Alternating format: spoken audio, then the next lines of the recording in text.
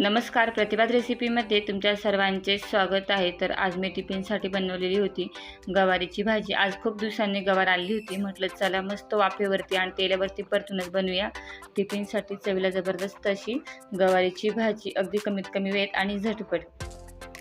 आता ही मी पाव किलो गवार साफ करून घेतलेली आहे आणि स्वच्छ धुवून घेतलेली आहे। आता ही जी आहे ना, ती विलायती गवार आहे, ही गावठी गवार नाही आहे। गावठी गवार जी आहे ती वेगळी असते, गावठी गवारला शिरासुद्धा असतात, तर ती शिरा काढून साफ केली जाते। आता हे विलायती गवारला शिरा नसतात, फक्त अशी मोडून घेतलेली आहे, साफ करून घेतलेली आहे। तर चला आता भाजी बनवून घेऊया।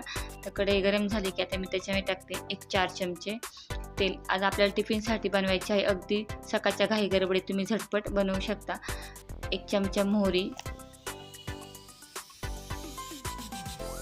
1 चमचे घेतलेले आहे जिरे मोहरीची फोडणी झाली की त्याच्यामध्ये आपण टाकूया अर्धा चमचा हळद। आता थोडंसं आपण टाकूया हिंग। आता फोडणी छान झालेली, आता याच्यामध्ये आपण टाकूया ही साफ केलेली गवार। आता याच्यामध्ये शिजण्यासाठी पाणी टाकायची गरज नाही, कारण गवारी जी आहे ती ताजीच आहे। अगदी तेलावरच आपण छान वाफेवरती स्लो गॅसवर शिजवून घेणार आहे। आणि कोणतीही भाजी बघा, जर तुम्ही तेलावरती म्हणजे अशी स्लो गॅसवर वाफेवर शिजवून घेताना तर त्याची भाजीची चव जी आहे ती अजूनच छान लागते। आता याच्यामध्ये आपण टाकूया चवीनुसार मीठ। आता हे आपण मिक्स करून घेऊया। तर ही गवारीची भाजी जी आहे, आता भाज्या महाग आहेत आणि आज मला खूप दिवसांनी काय झालं की गवार भेटली, म्हटलं चला टिफिनसाठी घेऊया, कारण त्याच भाज्या खाऊन कंटाळले आणि मुलांना टिफिनसाठी काहीतरी वेगळी भाजी लागतेच। म्हटलं चला गवारीची भाजी बनवूया आणि सकाळच्या घाई गडबडीत अगदी झटपट होणारी आहे।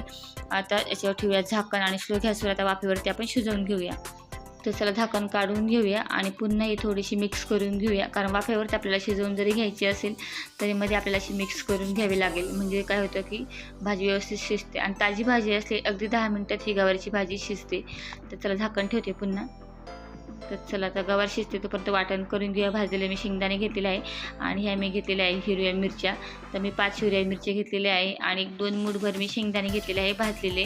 आता हे मी जाडसर बारीक करून घेते। ते बघा, पाणी न टाकता अशी चटणी आपण ज्याला म्हणतो शेंगदाण्याची, अगदी त्याचप्रमाणे मी बारीक करून घेतलेला आहे।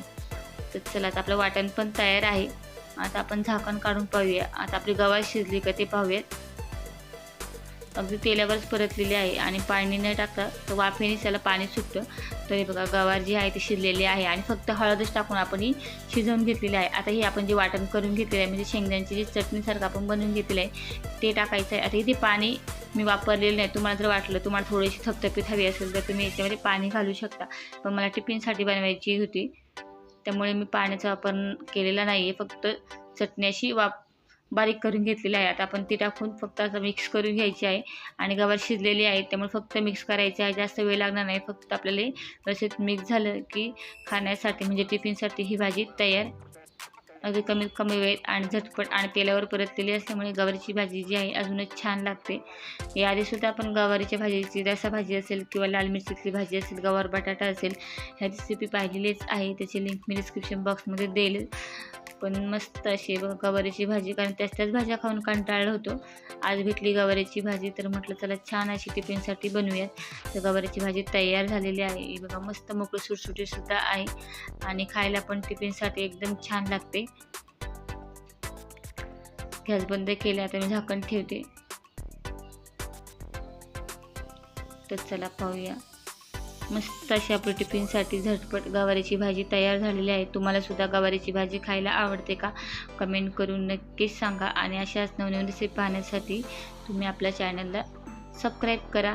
तर चला हे बघा, मस्त अशी आपली गवारीची भाजी टिफिनसाठी कमीत वेळेत आणि झटपट होणारी, सहज आणि सोपी, अगदी कोणी सहज बनवू शकेल अशी तयार झालेली आहे आणि अगदी मुलं आवडीने खातील अशी, अगदी बोटे चाटून पुसलं अगदी डबासुद्धा फिनिश करून येतील, कारण करायला साधी सोपी आहे पण चवीला पण तितकीच जबरदस्त आहे।